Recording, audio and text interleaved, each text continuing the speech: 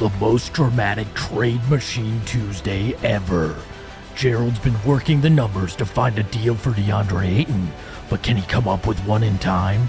Fun will be had, hearts will be broken, and it'll have a cliffhanger you've never imagined. Sons, ladies, this is the final Deandre Ayton. Blando, will you accept this Deandre Ayton? You'll never see the ending coming, and the drama starts right now.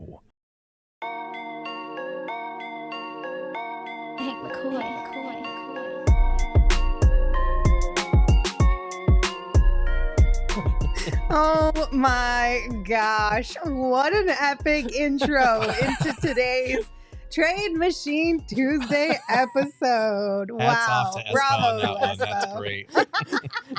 Ladies, sons, this is the final Deandre Ayton. That was amazing. Oh my gosh, you guys, I'm not ready.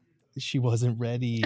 I'm not ready. This is going to be an insane episode of Trade Machine Tuesday. We've got quite a few coming your way throughout this one. Gerald, last night when you texted, well, Emma texted and said, I made 40 trade graphics. I was like, what is wrong with you, Gerald? Well, our first reaction was for the show. I was like, 40 trade? How long is this show going to be?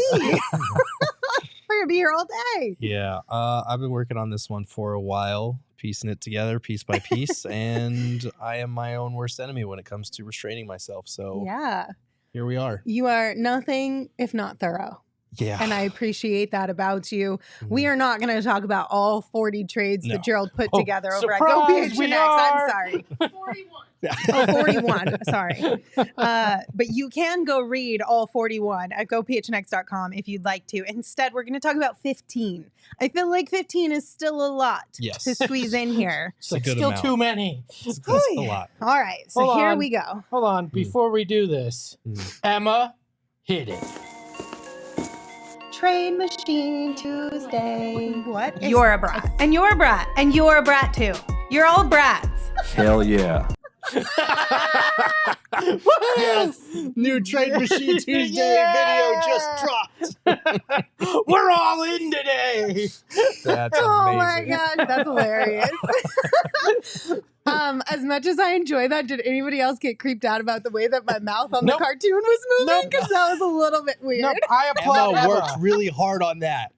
That's gonna give me nightmares. It's so awesome. We're bringing out all the big guns today. You're a brat, you're a brat, and you're a brat too. Welcome, everybody. All right, well, let's dive in to Trade Machine Tuesday. The first one we're going to talk about today comes from a PHNX source. They told us that the Magic have offered this package to the Suns.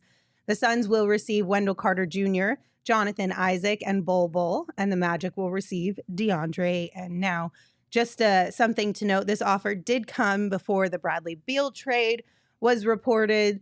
The Suns were supposedly looking for the Magic to include a guard of some sort. Now that the Beal thing has gone down, maybe that has changed a little bit, and this could be back on the table, or at least a starting point for these two teams to have a discussion. Yeah, it's entirely possible that the math has changed for the Suns a little bit. Obviously, they still need some help in the backcourt because beyond Booker and Beal, the only guards that they really have right now are Campaign, whose deal is not even fully guaranteed, and Jordan Goodwin, who's coming over in the Bradley Beal trade as well.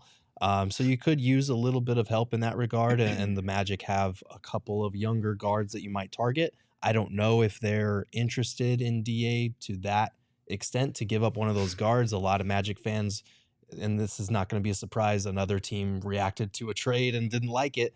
Boo freaking who? But the Magic fans that I've talked with about the deals that I proposed are pretty adamant that Markelle Fultz is not going anywhere. There is the rumor Cole Anthony is available. He would make more sense, and he's a guy that I mentioned in the trade article as well. He's a guy that is a double-digit scorer. He's flawed, but he's improved. He had his most efficient season last year as well. So that's something maybe they could work with that. Yeah, and what intrigues me about including a guy like that is it's youth again. You know, you add Jordan Goodwin, you could add a Cole Anthony. All of a sudden, you're like, oh, well, this team does have some youth. It's not what everybody's freaking out about. I like this deal. I liked it when I heard it. If you can add a Cole Anthony in to give you that guard that you're looking for and figure out how to make it work, I probably call this into the commissioner about as fast as I can, because I think this gives you the depth you need, makes a lot of sense, and can really help you throughout the way. I'm getting too excited on trade one. We've got 14 more to no. go. Yeah, and they would need to guarantee the amounts of the players that they're trading for, and it's worth noting that Jonathan Isaac is not the pinnacle of health. So in theory, while Right. he would be a great multi-positional defensive addition to this team, there are some concerns about how much time he's missed over the last few years. There is one thing with this contract, though. I only think half of it is guaranteed. You would have, Right? yeah, but to You'd make have the to math fully work on the guarantee it. trade, you would need to guarantee Gotcha. more of it to make those contracts align there. Gotcha. So. Which is the same thing we saw the Wizards do with Chris Mhm. Paul. Correct. Yeah, I think Isaac being injury prone is a little bit of a question mark on this one. The chat loves the idea of bringing Bol here. Yeah. And I feel like Bol has gotten a little bit better over the last couple of years. I know when he first was in the league, it was questionable. And now it's like, okay, you are a serviceable NBA player who's continuing to improve on your craft. Right. This was the first year where he looked like a legitimate rotation player. And at the start of the year, he looked like a most improved player candidate. Kind of trailed off a little bit as the year went on. Numbers dipped, but he's a guy that can block shots. He can shoot threes even. He can do a little bit of everything that you need. And for me, the big piece is Wendell Carter Jr. He's a guy that's kind of been underrated for a while. Back in the draft, it was him and Jaren Jackson and DeAndre Ayton and all these bigs that we were wondering who was going to be the best. And if you ask the Magic fans, they're pretty high on what Carter provides for, only 13 million next season, 11.9 the season after that. He would be the type of guy that I think the Suns are looking for. Maybe not quite as good as DA individually, maybe a little bit more limited offensive repertoire, but for like nearly a third of the cost. Yeah, and right now you obviously don't need offensive repertoire with Right. what you have. Fun fact, Bol's dad, Manute Bol, in 93, hit 6 threes against the Suns, at the time the most threes made by a center in a wow. game. And if you acquire him, it keeps my dream of having Taco Fall and him on the same team and having a Taco Bowl. So, Taco Oh Bowl. my God. We're halfway there. yep, Taco Bowl Listen, Tuesday, If that baby. happens. That could be an epic charity event, though. Yeah. If they tag team to put on like the most epic community/charity event, I feel like that would be ideal. Okay, so there are quite a few additional Magic Suns trades in the article at Go PHNX. The only additional one we will talk about here is the Suns receiving Wendell Carter Jr. and Markelle Fultz in exchange for DeAndre. And Gerald, you did mention that a lot of people are unsure if Markelle Fultz will be available, if the Magic are willing to part ways with him. Is there a potential, do you think? I Or don't is this know. more of a pipe dream? He doesn't strike me as like a cornerstone piece for them. He is on an expiring contract, so it's not guaranteed he'll even be back in Orlando beyond this season.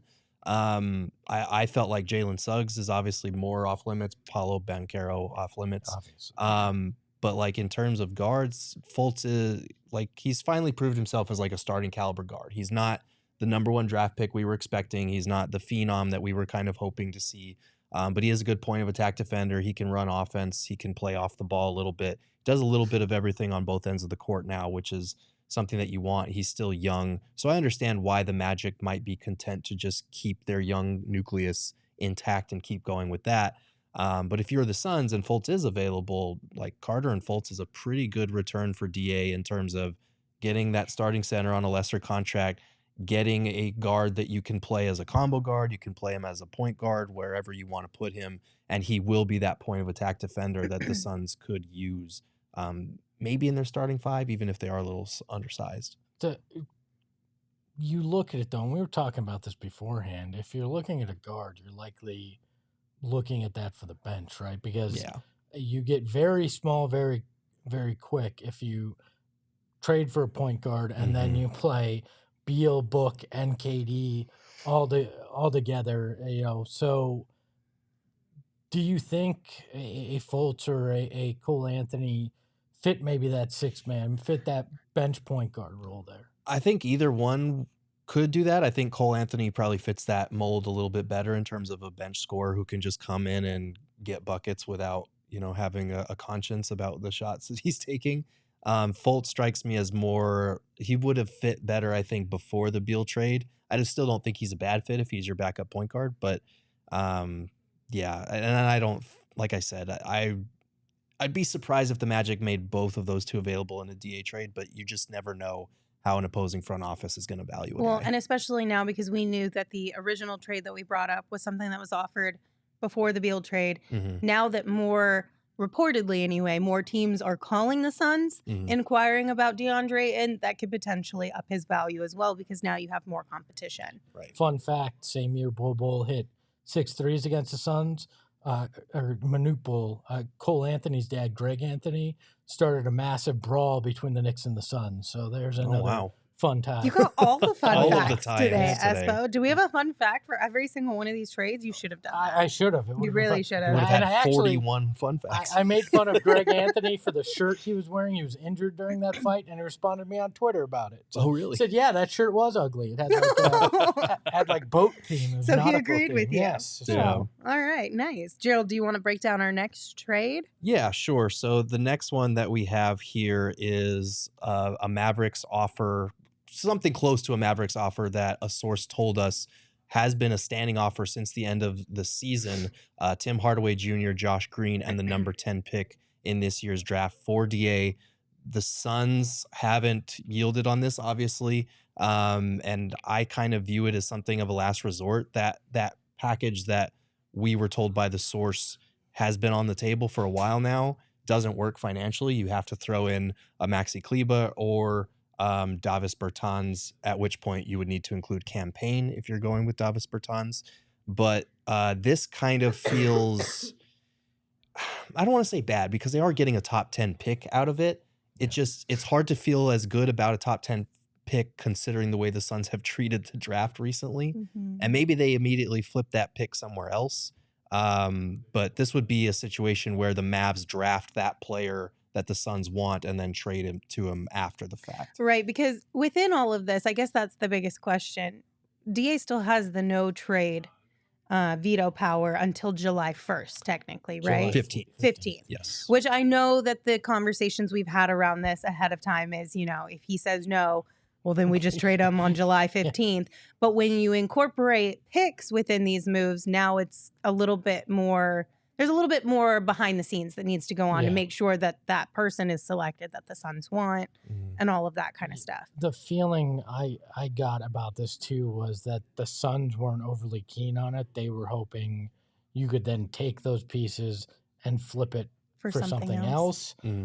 So I also don't like the idea of, and I'll just as a petty person say this, trading Deandre Ayton to the Mavs, because there's nothing more disgusting in my mind than having somehow Jason Kidd unlock the potential of Deandre Ayton, having him play next to Luka Doncic, and then having to face that in the playoffs. Well, I think I'd throw up. I can't assure you it won't be Jay Kidd that's doing that. It would be Luka Doncic himself that's doing that. But The appearance of Jason Kidd. Yeah. No, I understand that. And there are a lot of trades that are with Western Conference teams, and I know some people feel some type of way about helping Western Conference teams. I don't give a shit. If it makes your team better, I don't care what it does for the other side. I don't personally think that DA is going to be the guy that comes back to put the final nail in your playoff coffin personally, but I would agree with you for most teams in the West, but there are two teams that I'm not on board with. yes, Dallas and The Nuggets. Yeah. Obviously. Right. The Nuggets don't for need The Nuggets DeAndre. we don't very need to worry simple about. reasoning. Look, I'm still. but just in general, speaking of think that, the and Lakers can be I was on gonna that say, list. the Lakers that's were the fair. one I was But thinking. more recent history, those two for sure are on the shit list. But Yeah. even though you don't necessarily believe that DA is going to go off and become the nail in the coffin for the Suns later on, I still think there is a decent percentage, not over 50%, but there is a percentage out there in my mind that's I don't even want to risk it. No, Because that would hurt worse, especially with a guy like Luka and just the beef between the franchises and the fan bases. That would, like Espo said, I would throw up. Have you seen the Oppenheimer trailer where Matt Damon's character says to Oppenheimer, "Well, what are the chances that we destroy the world by doing this? And he goes, less than 1%. And Damon goes, I'd prefer 0%. Yeah. That's how I feel. Even if it's less than 1% that DeAndre Ayton could go to Dallas and wind up becoming the man everybody hoped he'd be, I'd prefer 0%. That is called trauma, ladies and gentlemen. Yeah, well, you know what, Gerald? One thing we have learned about the Suns is if it can happen in a poetic type of a way, it will happen to us, and this is that. So for those reasons alone, I don't want to play this game. Fair enough. So that's what I'm going to go with. But what I will play is the BetMGM Sportsbook app. That's a lot of fun when you're watching sports to get some skin in the game with the BetMGM Sportsbook app. If you haven't signed up for BetMGM yet, you should absolutely do that and use the bonus code PHNX. There's a few different offers depending on where you live, but for our Arizona audience, you will get up to $100 in bonus bets on your first wager with BetMGM. Again, just make sure you're using that bonus code PHNX. You can check out the show notes for full details, and now you can listen to Shane talk about the disclaimer. Disclaimer, 21 plus to wager. Visit BetMGM.com for terms and conditions. U.S. promotional offers not available in Washington, D.C., Mississippi, Nevada, New York, and Ontario. Gambling problem? Call 1-800-GAMBLER. Colorado, D.C., Illinois, Indiana, Louisiana, Maryland, Mississippi, New Jersey, Ohio, Pennsylvania, Tennessee, Virginia, West Virginia, Wyoming. Call 877-8-HOPE-NY or text HOPE-NY 467-369, New York. Call 1-800-NEXT-STEP, Arizona. 1-800-522-4700, Kansas, Nevada. 1-800-327-5050, Massachusetts. 1-800-BETS-OFF, Iowa. 1-800-270-7117 for confidential help, Michigan. You want less hair in the game and more skin in the game? Manscaped is here for you. With a Lawnmower 4.0, you can make the boys feel like the Larry O'Brien trophy. It's unfortunate. Smooth as gold, baby. I don't like Smooth that. as It's gold. really unfortunate because the opening line worked so well, but I hated it. Yeah. Well, you gave me the opening. It'll get worse. Do you know what I mean? You gave me the opening, and I went in there and just I took care of it there. God. That was a Look, good joke. The I'm not gonna Lawnmower lie. 4.0 is waterproof, cordless, and it is the best body trimmer on the market. You can get so much skin in the game that you're gonna be rolling in it. I don't know what that means. I don't know. no. I really Oh, no. don't know what that means. We're about to fall off the cliff. Recover us, but you Yeah, can do it. look, You can do look, it. It's not just downstairs that you got to take care of. Mhm. The nose sometimes gets hairy too. This is true. As a man that's getting older, nose hairs become quite the problem. And the Weed Whacker 2.0 can take care of those nose hairs. I actually feel like that sounds like something that should be downstairs. But the Weed Whacker 2.0 is going to take care of those nose hairs. And then you've got the Crop Preserver and the Crop Reviver for I don't know what crop you're holding down there, but hey, it'll revive it. A lot of agricultural references. You're growing corn downstairs. You can revive that crop. I don't know. Are you a corn star? I don't know where we're going here. You also get 2 free gifts other than just the smoothness and the great smell. You're gonna get what are these 2 free gifts? Oh yeah, the Shed travel bag. Because you boys can use a second Put all your bag, farming whatever. tools in there. Yeah, and then you can get your Manscaped boxers because you want something nice to hold them after you've groomed them. I don't know. God, I hate these things. It's a smooth ball summer, so get involved in there with 20% off and free shipping with the code PHNX at manscaped.com. That's 20% off and free shipping with the code PHNX at manscaped.com. Trim your chesticles and your testicles with the besticles. All right. God Let's ratchet things up a bit here on this Trade Machine Tuesday and talk about some 3-team trades. Let's get crazy. Let's get crazy. The menage a trois of Trade Machine Tuesday. This is the segment where things get a little bit more complicated, but thankfully we have Gerald here to help simplify it for us. The first trade is the Suns receive Bradley Beal, Jordan Goodwin, Isaiah Todd, Ivica Zubac, and Norman Powell. The Clippers receive DeAndre Ayton and Chris Paul, and the Wizards receive Eric Gordon, Marcus Morris, and Landry Shamet. So we put this one in here, of course, because the reports that we got initially around the Bradley Beal-Chris Paul trade is that they're going to give the Wizards a few days to see if they can get a third team involved because the Wizards likely will not hang on to Chris Paul. And this is what you came up with, Gerald. Yeah. Why does this one make sense in your head? So to make the math work, if the Suns are going to get anything for DA, they need to send him to the Clippers. And this might be a bit steep for the Clippers to give up just to get DeAndre Ayton and Chris Paul. If you're LA, you're probably waiting for the Wizards to have no options or to find another third team that makes it a little bit simpler for you. You don't have to give up as much. I don't know if they're even interested in DeAndre Ayton, but it would make sense to pair those two as a pick and roll partner with Paul George and Kawhi Leonard on the wings. That's a pretty good 4-man group right there. You are having to give up your current starting setter in Zubats, who is a little bit underrated. He's not the most mobile defender, but he is a guy that gives people problems in the drop coverage.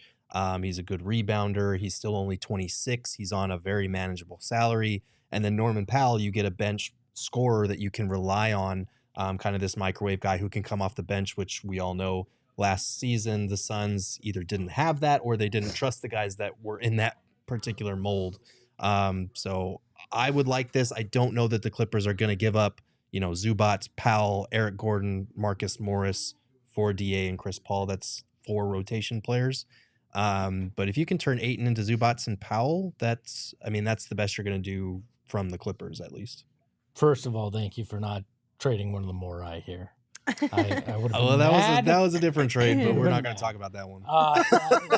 I know it's one of the 40, but thanks for not bringing it up with me You're sitting welcome. here. Yeah, I think the Clippers look at this and go, no. I think because there's been the rumors that the Wizards and the Clippers are looking for a third team to complete some kind of Chris Paul deal. I imagine they don't want to send anything here that could help the Suns get even better, because they're taking a big gamble by getting Chris Paul in general, because now your 3 main guys are all very injury prone, and that becomes problematic. And then giving some of your depth to Phoenix just seems like a bad idea. Yeah. Yeah. I know I said mostly Dallas and Denver, but also could you imagine if Chris Paul and DA end up on the Clippers with Ty Lue, who we supposedly wanted the whole time, and then this was the one year that everyone stayed healthy? I don't know. I'd be happy for them, it. honestly. Would you?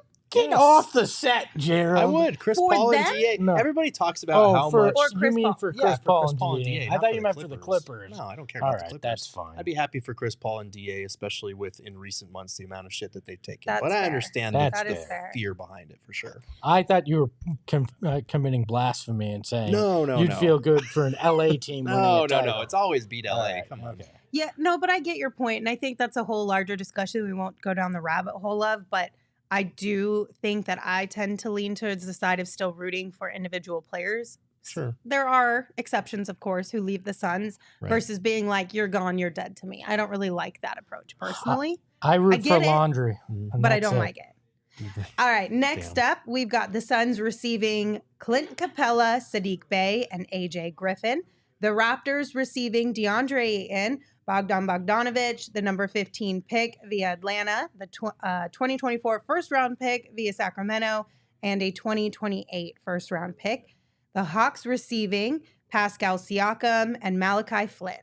So this one can't actually happen until either right before the start of the season or mid-season, because Bogdan Bogdanovic just signed a contract extension, so he is not eligible to be traded until September.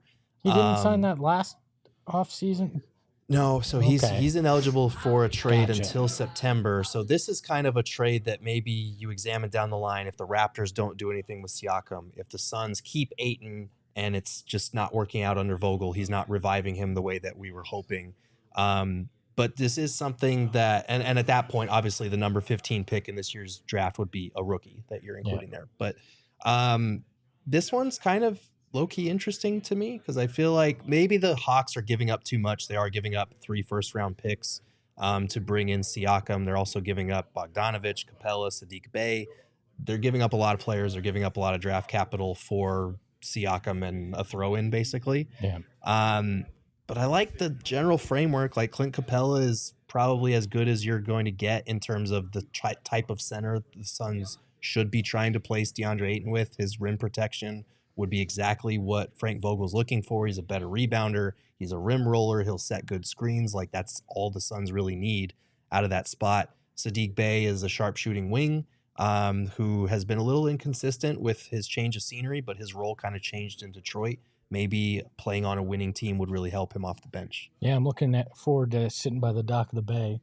And always got to be a nautical theme in there. Mhm. No, look, I think Clint Capella could be very intriguing under Frank Vogel. What he'd be able to do with him. We saw what he could do with Roy Hibbert, Nikola Vucevic. Capella at that contract, what he can do defensively. I would really like to see what Frank Vogel could do with him. That one is really intriguing. I wonder if they could get it done without Bogdan to make it able to facilitate here sooner, but I would be all right with that return. Yeah.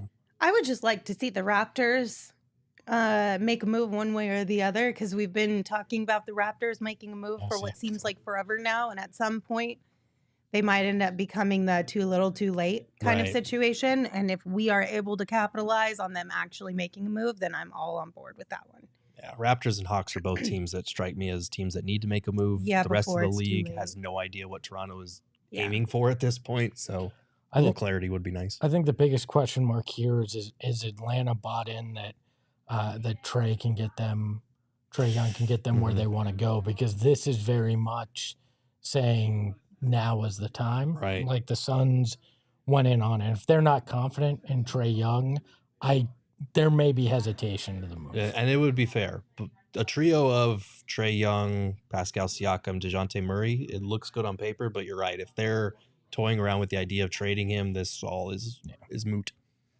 Well, they should probably make a decision sooner rather than later, Yep. for the sake of themselves and then also the rest of the league, And to their be completely honest. Bill, because that's an expensive team they got over there. Yes. All right. Next up in our final 3-team trade that we're going to discuss on the show, the Suns receive Karl Anthony Towns. Mm. The Timberwolves receive Bogdan Bogdanovic, John Collins, Deandre Ayton, and the number 15 pick via Atlanta. And the Hawks receive Rudy Gobert and Jaden McDaniels. Do you hate the new CBA? Do you really want to burn it all to the ground? Big four. I wanted big some four. chaos. This is never, ever, ever going to happen. This is one of the fun, wacky, off-the-wall trades that I came up with. Never going to happen, but we did have it on authority that before the Bradley Beal trade, the Suns were toying around with the idea of doing a 3-team trade to bring Cat here. Cat wanted to be here. He wants to play with Devin Booker. They're still friends. So it was something that I just had to toy around with a little bit. Devin Booker looks at this and says to Cat, "We are never, ever, ever getting back together. Go away." Four contracts like that? I get it. Oh, my God. I get it. But Cat is a better fit here than DA at this point. No, I don't disagree. And all you're giving up is DA. But dear Lord. All you're giving up is DA. Dear Lord, you think there's no path to building out this roster now? You think the defense could be suspect right now? Matt Ishbia Holy said, shit. if we're going into this doorway, we're kicking it the fuck down. Yeah, but Here we are. Hold on. Why would you punish Frank Vogel like this? You hire a defensive coach, and then you're like, I am literally giving you a guy that cares nothing about the defense, and yet says he's revolutionizing the game. But maybe a change of Oh my scenery, God. Espo. Maybe under Vogel, Cat would be better defense. You could not unlock him Gerald, because don't somebody. you try and use other explanations against us. You Don't can- you dare. you Or cannot unlock- justifications or whatever I'm thinking of. You know what I'm talking about. Yeah, you cannot unlock Cat. Somebody broke the key off in there. You ain't unlocking it. All All right. I'm saying is Cat as the guy in Minnesota is not happening. But if you put him in a supercharged Kevin Love or Chris Bosh role where he's the third or fourth fiddle on this team, maybe the dumb shit that he says or maybe this bravado that he has isn't as bad. Honestly, though, if you can trade DeAndre Ayton and get Karl Anthony Towns, why wouldn't you do that? Jared's like, you Why? know what? you're going to score 200 points a game. Yeah. So screw Frank Vogel and his defense. Atlanta's doing the heavy lifting here. Like, they're giving up everything. Listen, I will say this was the only trade so far that we have brought up that the chat immediately popped off with 1 million no's. I'm seeing some yeses in there as well. Let's not put some fake Are news they out there. yeses or Oh, there's are they some like yeses. Han's super chat where Han said, if you can make Cat deal for DA, you're going to make history, might as well. Are they yeses or are they like what Han is I don't saying, know. Gerald? Which one is it, Gerald? I'm seeing some support. Are you? Yes. There is piercing Where? the second apron, and don't then there see is it. bazookaing it. Let's And- get the cat man. Oh, right there. Okay, Valley Boy. Valley Boy is the support. No, like I said, this is never ever going to happen. I totally get the concerns about it. But you're not going to trade DA for a better player than Cat, and I'll just leave it at that. And that was a rhyme. Okay. Thank you, Han, for that super chat. We also have another one from Han that said, not gonna lie, Espo been straight killing it since tinfoil hat segment. That he has. You're welcome.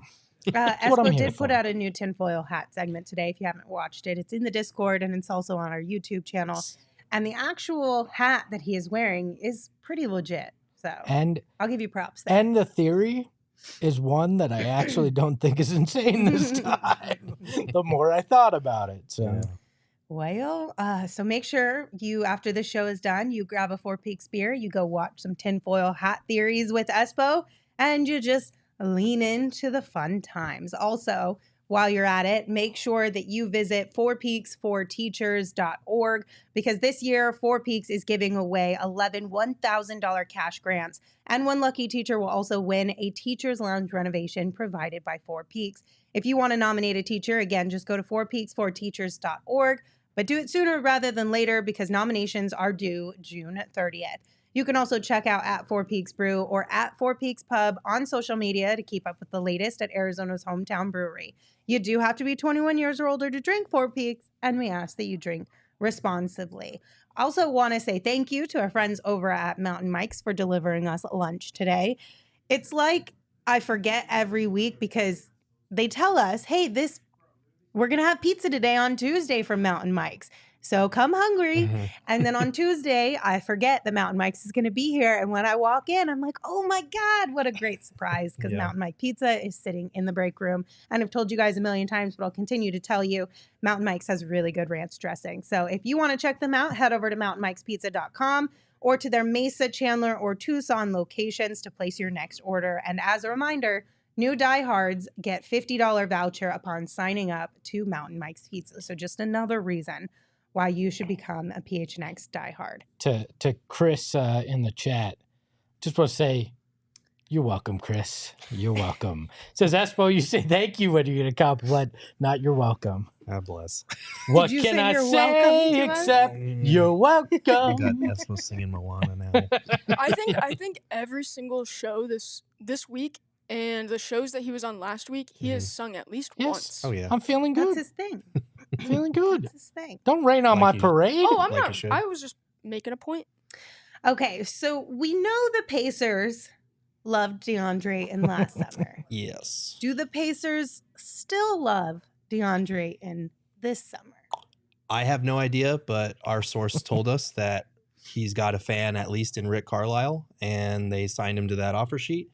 And I'm not sure when, but they had an offer or a proposal that they were going to submit in terms of Miles Turner and Buddy Hield for DA. You would have to include campaign to make the math work in that trade. So I threw it in there. I don't know. It makes some sense to me. And you could honestly, like, a lot of Pacers fans have seen the trades that I put forth and they're not fans of them at all, because you could make the argument that Miles Turner had a better year than DA last year and he's on way less money. I think he's got $40 million left over 2 years. DA's got $102 million left over 3 years. Like, it's a $60 million difference. And I don't blame the Pacers if they want to just keep Miles Turner and maybe trade him elsewhere next year. And let their young team kind of grow together. That would be totally understandable. But Buddy Hield is an expiring contract, and Turner's been on the trade block for years, so I can't rule them out definitively. The fact that they signed DA to the offer sheet only a year ago. I can't imagine things have changed drastically in the course of a year. No. So it's worth talking about at least.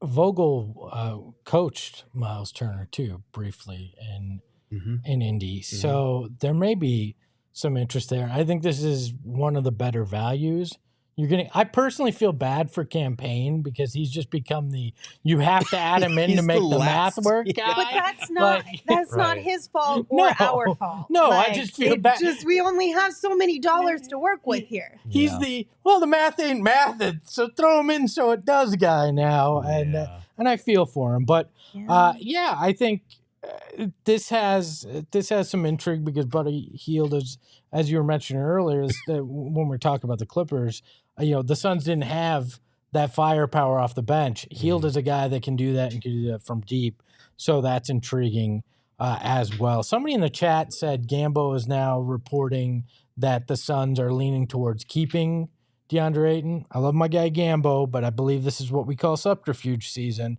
and to me that says we're not quite happy with some of the offers we've gotten, so make it more or we'll threaten to keep him, kind of thing. Yeah. I mean, at this point, literally anything is possible. Who knows?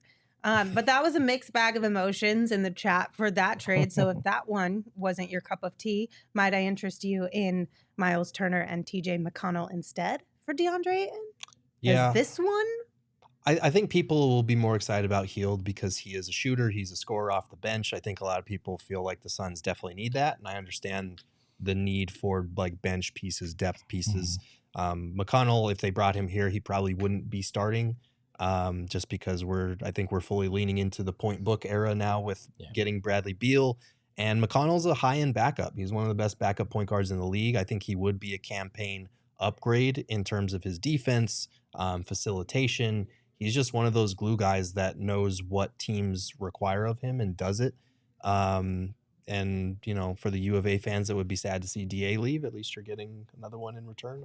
I'm just kidding. I think McConnell helping that bench from a standpoint like that would be interesting. I think Indy and Atlanta have some of the best value you're likely going to get in terms of what you're looking at here, for sure. All right, moving right on along. Next up, we've got the Suns receiving Clint Capella, Sadiq Bey, and I'm going to butcher this name. We literally watched so many videos before the show. Vita Krejci. This guy doesn't exist. Gerald was just like, what letters have I not used in these 40 trades? And he made up a name. Yeah. 41. I'm sorry about that name, but that's in exchange for Deandre Ayton. Yes. So more Hawks. Can we put that back up? I was too busy making fun of it to look at the other two names. Oh, Clint Capella and Sadiq Bey again. Yes. All right. Yes. So that trade with just Sadiq Bey and Clint Capella falls like less than $1 million short of meeting the math thresholds there. So Krejci is kind of thrown in. His contract is non-guaranteed. The Suns can move up the guarantees to make it work. He's kind of a throw-in. He hasn't really played enough over his 2 seasons in the year for us to make any sweeping statements, but I think he's like 6'8", and he's a guard. So, 22 years old or something like that. Might as well give him a flyer, put him on your G League team that you're hopefully building here soon. So he's the foreign Campaign. He's just the guy that makes the math work. Stop. But the money on Clint Capella's side is intriguing as well. So $20.6 million this year, and then $22.3 million the following year. Right. This is not a glamorous trade. And I don't know if the Hawks would be willing to throw in Sadiq Bey, but they do have a young center in the wing, waiting in the wings in Onyeka Okongwu. There are a couple of Okongwu trades in the DA article. Those feel optimistic to me. I don't know that the Hawks would be willing to part with a young piece like that. It feels like Capella's kind of their starter for now until Okongwu takes the reins from him. So that's why Capella feels gettable. He's a veteran guy. He can help them. He can rim protect like we talked about. And Bey, I think, really could do with a change of scenery. He was pretty good for the Hawks in the playoffs, if I remember correctly. So, again, not a sexy trade by any means, but it gives you 2 legitimate rotation pieces for the playoffs. Which I think at this point in time, at least for me, I don't need a sexy trade. I need more people who are going to contribute in positive ways, and not just like decently positive, but positive ways for this Suns team to round it out. So no Kong dynasty here in Phoenix. I got to entertain myself somehow. You were waiting. He on that just one. said we're boring. That's exactly what he did. just There's said. 41 trades, You people. basic. Again, I like Rude. the idea of Clint Capella here because he checks a lot of the boxes off that you need in a Frank Vogel defense. To Lindsay's point, I already got the sexy trade. Yeah. You know, like I got the sexiest trade that's going to be made this offseason in all likelihood. So now give me the functional trade. Give me the guys that come in here and help push this team closer to being a championship team. And I think adding a Clint Capella and adding that defensive anchor, defensive focus, a guy that's not going to care what his offense looks like, I like that about it. I'm sure Frank Vogel would appreciate that too. Mhm. All right, so we got a super chat from Manitas de Piedra said, DA will stay. I'm calling it. I think KD will be traded if we don't win it all after next year to like the Lakers or Knicks and get back some assets. Look, I don't think it's. We will bookmark that, but I don't think I would take that. I don't think it's gamble. insane to say that Deandre Ayton stays here. No. I know Kevin Durant is a fan of Deandre Ayton. I'm sure Frank Vogel sees some potential there. But I also, the reality now that you traded for Bradley Beal is you have to add depth. And if you're not comfortable with doing that through just vet minimums, you now have to make that deal. So that's why I think it's highly likely that some kind of DeAndre Ayton deal happens if they hit that price threshold they're comfortable with. Right. The Beal trade and the Kevin Durant trade before that should have taught us to never say anything is impossible in this industry when it comes to trades, unless it's like mathematically won't check out. But yeah, if you look at that second luxury tax situation, I know Ishbia's ready to smash right through it and not care about that second tax apron.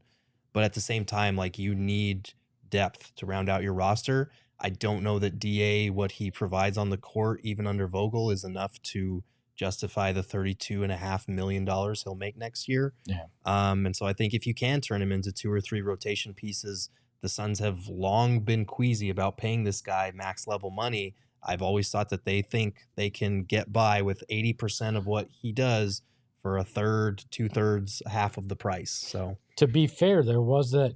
Sorry to interrupt, Lindsay. There No, was you're that Gambo report yesterday that the main person that didn't like DeAndre Ayton was Monty Williams, and he was the one that was pushing for a Miles Turner trade. He was the one that didn't feel like DA was the right fit. In the same report, it was he felt that Jay Crowder was uncoachable as well. So that does make one wonder how much of that stance on DeAndre Ayton was influenced by Monty Williams, and does that change?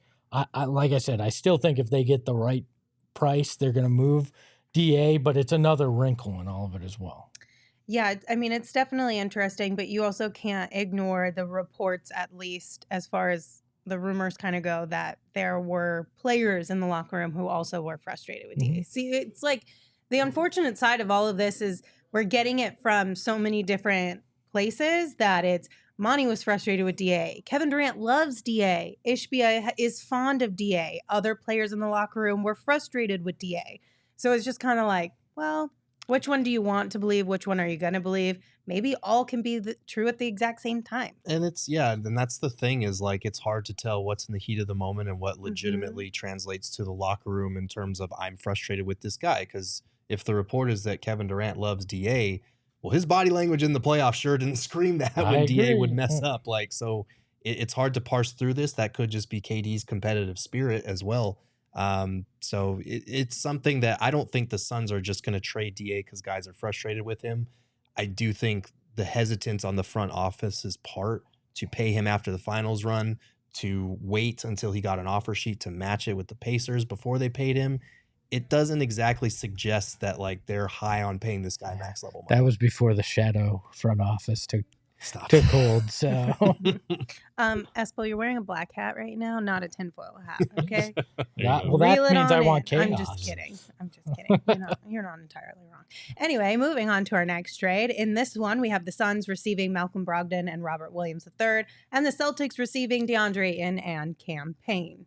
Disclaimer for any Celtics fans or Suns fans that are going to give me crap for this one. I don't think the Celtics do this. I think this one relies heavily on the fact that they're looking at their cap situation like, we got to pay Jason Tatum and Jaylen Brown how much to keep them.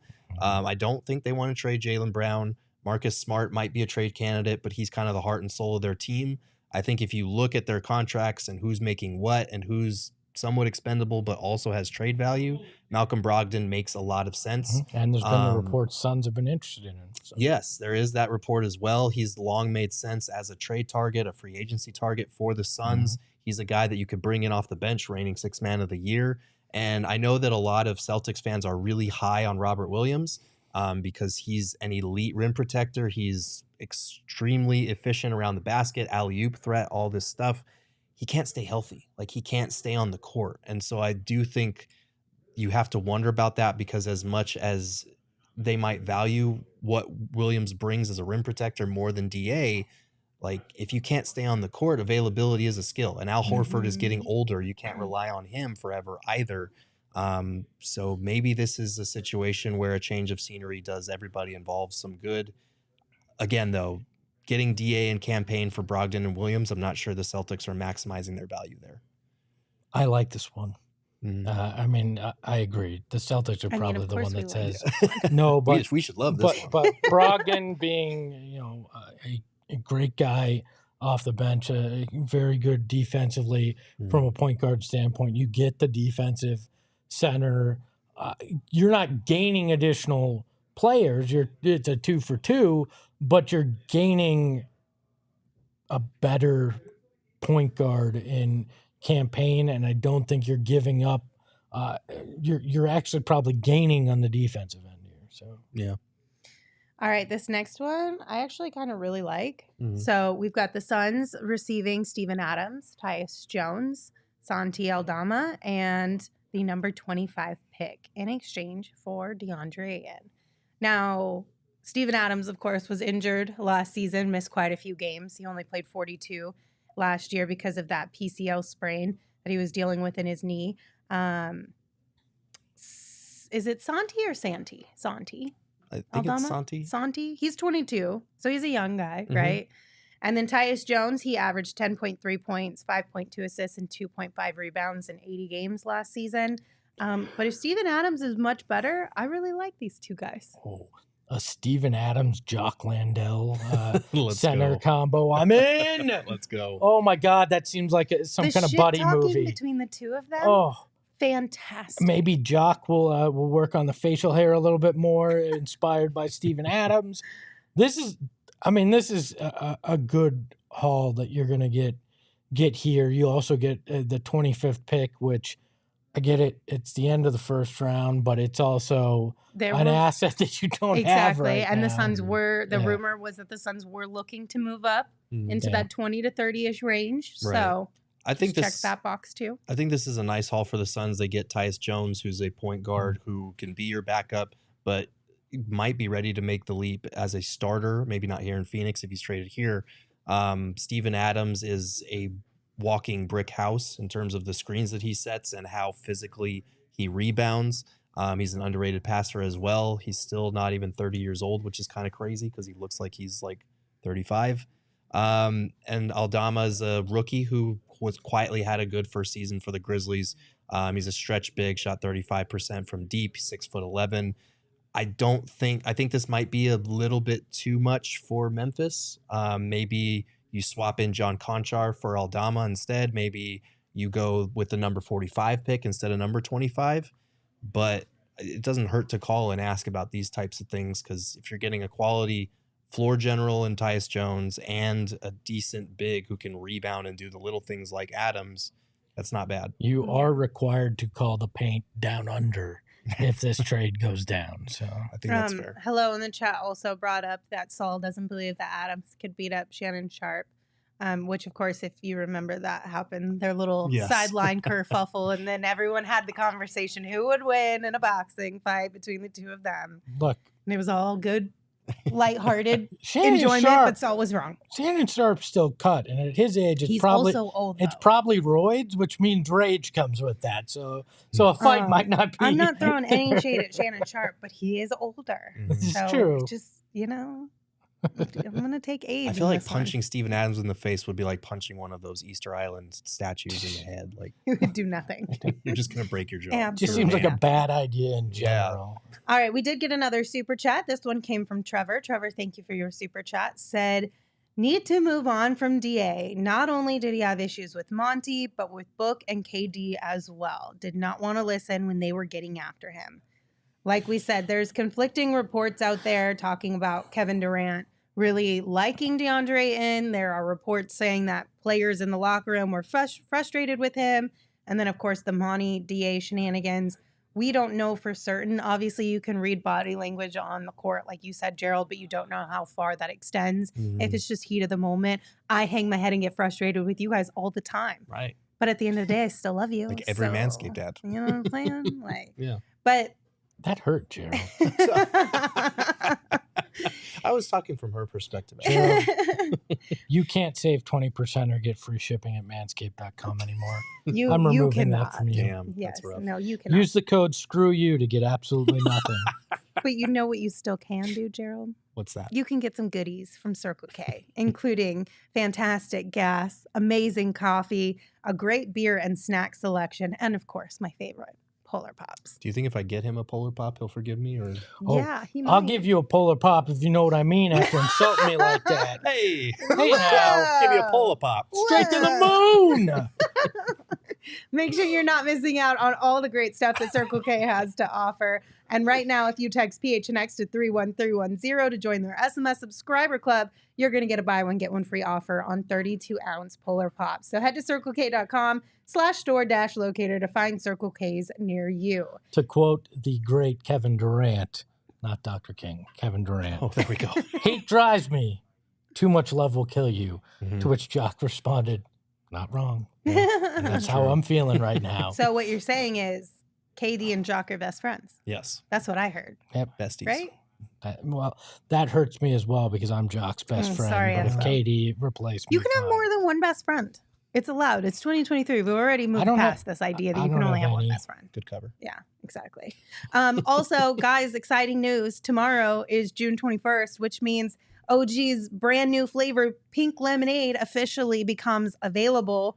It's going to be fantastic. It On is the a table. fresh, tangy lemon with a hint of red berry and plenty of sugar in there as well. It's going to be one of the best flavors of the summer. So make sure you are not missing out on this fantastic drop that is happening again tomorrow. OG's does not miss when it comes to flavor and effect. So make sure you get your Pink Lemonade gummies while you can, because this is a limited edition drop.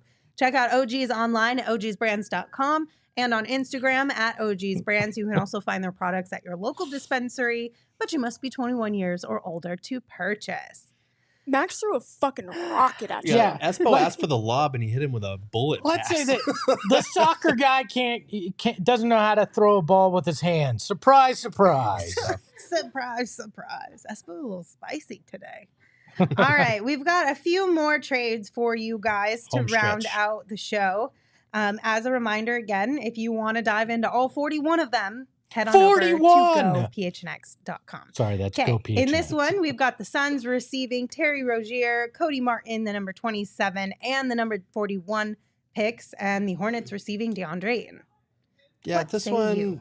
this one I'm okay with. It's not. Again, I'd feel better about it if I trusted the draft strategy with the current regime a little bit more. Because you need to add young talent on rookie scale contracts, guys that can be contributors for the next couple of years at that level with the amount of salaries that you're going to be paying out moving forward.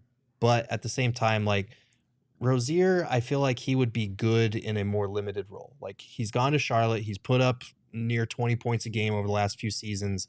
It hasn't been the most efficient. He did shoot 37% from three last year. I think if you put him with Vogel, he gets back to the defensive terror, Scary Terry, that put his name on the map originally in Boston.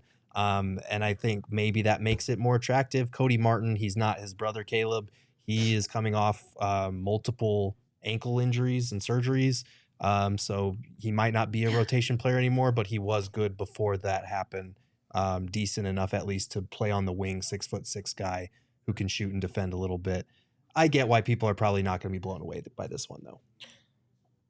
My biggest question is who the hell is running Charlotte right now? They're in between ownership because they're finalizing a deal. Supposedly Michael Jordan's in charge till July 1, but is new ownership going to be happy if Michael Jordan makes a big trade like this and trades draft capital? Like, I mean, you would like to think that he would at least consult the rest of them, right? no, he'd say, fuck them new owners. I He's mean- Michael Jordan. He's just going to do what he wants, This is per fair. usual. I'm sure there's some sort of a clause within the contracts that says you can't do any outrageous craziness until this goes through. Yeah, that would be... Or you at least need to consult with us. Yeah, I would think that may be. Wasn't there something holdup along there, those so. lines with the Suns? I know that was Yeah, a different situation. That was different. but You still. can't make moves without this jerk approving it. Was their rule here? But I still think it would extend to any sort of ownership sale or something of that sort that the NBA is trying to protect its assets. I'd imagine so. Just like if you sign a contract on a house and they burn it down the next day, you're Exactly. not on the hook for it See? at that point. Yeah, By the you way, I get think it. I just saw the best trade we've had proposed. Our own Saul Bookman says, Espo and 20 milligrams of OGs at Summer League for one Saul hug. Oh, wow. My question is, do I have to accept the hug while I'm high off my ass? Because that sounds like it might be terrifying. No, I think you get to cash in whenever you want. Right? Now I'm intrigued. Yeah. Sorry to Because interrupt. on the OGs, I feel like that might feel like smothering. You might freak out. Yeah, I probably would. Also, what type of hug? I think you need to actually set like more specific details around this. Is it like a sidearm hug? Is it like a full-on I hug? think it's a hug? full-on Saul Gotta hug. be Is it like full-on have to hug. be over 5 seconds? Because Saul would just be like, What is and be it? like, that's a I'm high, hug. if I'm high like, like no, it's that, I'm not. not going to have any sense of how long it is. It's 20 milligrams. It's not that much, buddy. You're not gonna feel like you're getting a bear hug. Have you met me? Summer League. 42 trades now, thanks to Saul. We so. got a super chat from Pre-Rush. Thank you for your super chat. Said, rather keep DA for scrap pieces for the sake of it. I think that's a fair question with a lot of these trades. Is it better to just keep him than to turn him into depth pieces? I think in some cases I would say yes. In some cases I would say no. I'm on the fence about this one. I do think Rozier has more to offer a winning team than kind of the inefficient lead scorer that he's been with Charlotte. But I understand if people are not high on him and a guy who's coming off an injury and, you know, a late first rounder, early second rounder. I get it. I wouldn't have been in favor of this if you hadn't made the Beal trade because he likely would have been That's true. your starter. But Terry Rozier coming off your bench as a six-man backup point guard is intriguing because, right now you don't have that answer. You have Campaign who has been, and I love the energy he brings, but has been Hot and inconsistent is the word to describe it. Could Terry Rozier come in and give you the best of Campaign offensively at a consistent basis? That might be enough off the bench to help swing things at points. And this trade that we did, the Hornets one, it doesn't address their need for a starting center, which would then be a matter of free agency, Landon. veteran minimum. Good luck with that. There was another one in the article mentioning Mark Williams because I've seen his name come up in the chat. So go check that out if you want to read more about that. All right, home stretch, y'all. Suns receive Eric Gordon, Ivica Zubac, and the number 30 pick. Clippers receive Deandre Ayton. I don't know if this is enough value for DA. I would like it a lot more with Norm Powell and Eric Gordon's spot. I don't think the Clippers do that. You are getting a first-round pick, but it's literally at the very end of it. So I don't know. I'd probably say no to this one, but it's not terrible. Why does Eric Gordon feel like an inevitability? Like we've been circled that waiting. name we have for a decade now. I Yeah. mean, 2013 was the My Heart is in Phoenix Eric Gordon signing, and ever since it's just been this dance. Like eventually he's going to wind up here. I hope this isn't how, Yeah. but because And I get the joke because people are going to make jokes like they traded for him 3 years after they should have. Totally get it. But he was actually good with the Clippers last year. Like I think he averaged 11 points. He shot above 40% from three for them. Like he was pretty solid for them. I think he'd help the bench. I just don't know that this is enough value. I feel like this is one of those deals that you just go, yeah, I'll keep DA and see if he has some kind of surprising run and we want to keep him, or if his value goes up because of it. That would be my thought with this one. All right, next up, we've got the Suns receiving Keldon Johnson and Devontae Graham in exchange for Deandre Ayton. You could basically do any trade with the Spurs because they have so much salary cap room. But if you're the Suns, you're asking for Keldon Johnson. That's where the conversation starts and ends. If they're not into it, you move on. I don't think the Spurs are really – they don't have – like you could ask for Devin Vassell or Jeremy Sohan or any of those guys. But I like Jeremy Sohan. Yeah, I like him too. But I think Keldon Johnson is the guy that can help you the most. He's a guy that puts his head down and gets to the rim because he's such a strong driver. He's a physical defender as well. So I think if you're trading DA to the Spurs, you're asking for Keldon Johnson. I threw in Devontae Graham. I threw a couple other options in there. At that point, you're just kind of adding extra bodies to, build out your roster a little more. Do you think Pop wants to go back to the Twin Tower?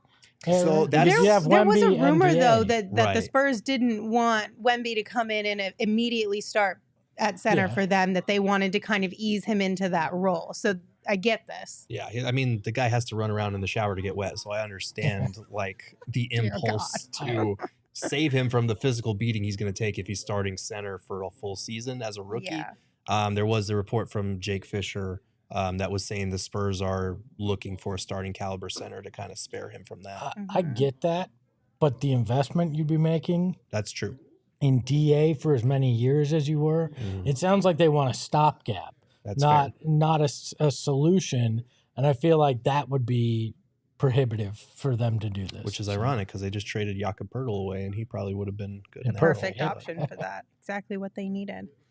All right, and finally, Last one. the Phoenix Suns receive Royce O'Neal, Dorian Finney-Smith, Patty Mills, and the number 22 pick. The Nets receive, surprise, surprise, Deandre Ayton. 22 for 22. I like another Aussie, Patty Mills. Look, if the Nets didn't want anything to do with DA in a KD trade, I don't think they're going to want. I mean, look, at that point, they're running Mikal Bridges, Cam Johnson, Deandre Ayton. You want to talk about swapping You gotta teams. collect them all, the triplets. They're now Pokemon. Collect them all. Gotta catch them all in Brooklyn. I noted that in the article. I feel like if they didn't want DA before, they probably won't want him now. If you're the Suns, you would love to get a guy like Nick Claxton, who's going to be a Defensive Player of the Year candidate for the foreseeable future. But the Nets there's no way the Nets are going to put him forth. So I think I targeted 3-and-D wings. Royce O'Neal, he hasn't shot worse than 37% from three in the last 4 or 5 years. Dorian Finney-Smith is a guy that I've really liked for a while now. 3-and-D player as well. Patty Mills experience, championship experience, and addresses the backup point guard spot. I feel like they should have traded for Royce O'Neal last year when he was available and the Nets got him. But, yeah, I mean, again, I think this is, even if the Nets offered it, you probably go, I'm not sure it's enough right now. So Yeah. And here's the thing, though.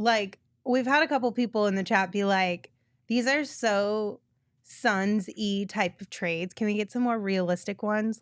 I think that we did a good job of having a mixed These are bag of realistic. things that were very favorable to the Suns, things that were favorable to other teams, Mhm. things that were pretty neutral across the board.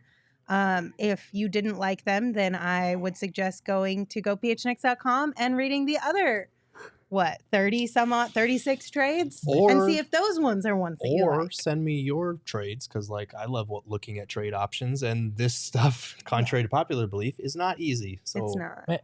may I address those that said these were Suns heavy for a second? I think there's just specific ones. Well, But I again, I think it's just I just want to say, go look at the Bradley Beal trade.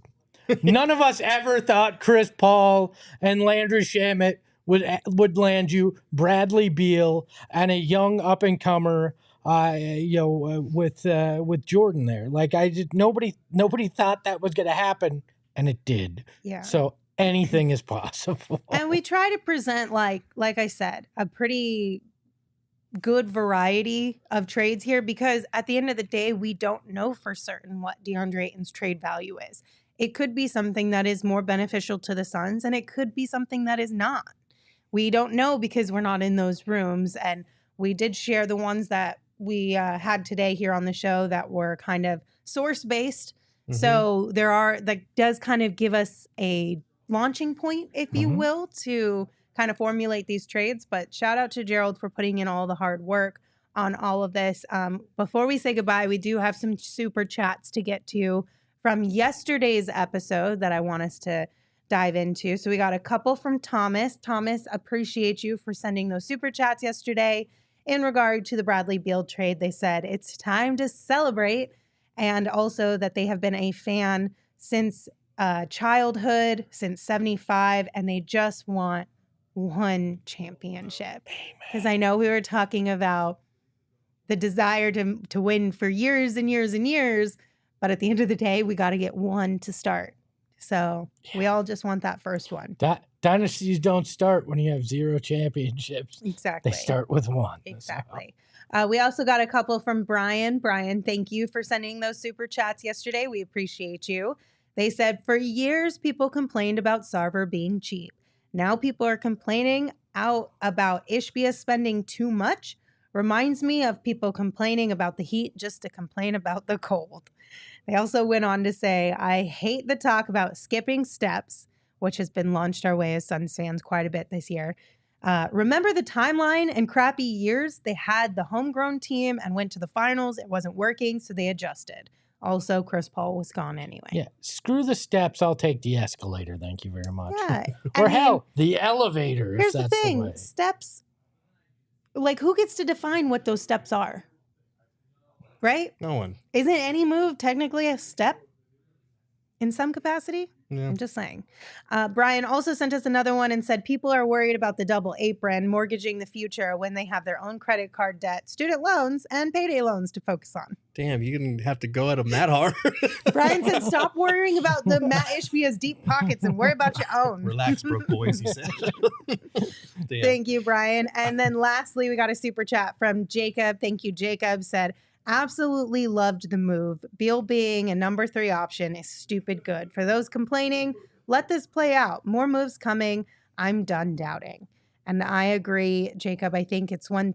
I get that you can have concerns. I think it's fine to feel that way. But at the end of the day, in my opinion, just lean into it. Lean into it, because we don't get to change it anyway.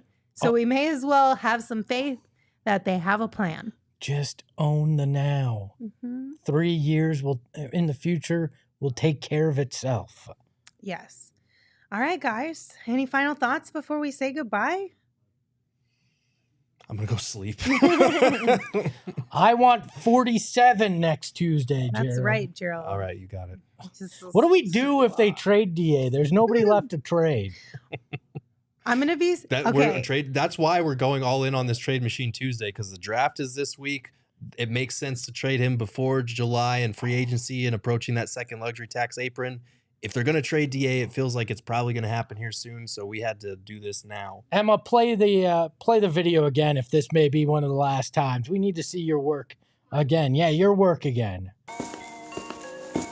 Trade Machine Tuesday. You're a brat, and you're a brat, and you're a brat too. You're all brats. Hell yeah. Hell yeah. Thank you guys for joining us. We appreciate you as always. Tomorrow, 3 p.m., we'll be live, and we have a special surprise for you. And we're not going to let them know? No. No? Bring your It's swim a secret. trunks. It's a secret, but I promise you're going to love it. So it's not a show to miss. Tomorrow, 3 p.m., YouTube channel. be there. Until we see you then, you can follow us on Twitter at PHNX_Suns. You can follow me at Lindsay Smith AZ.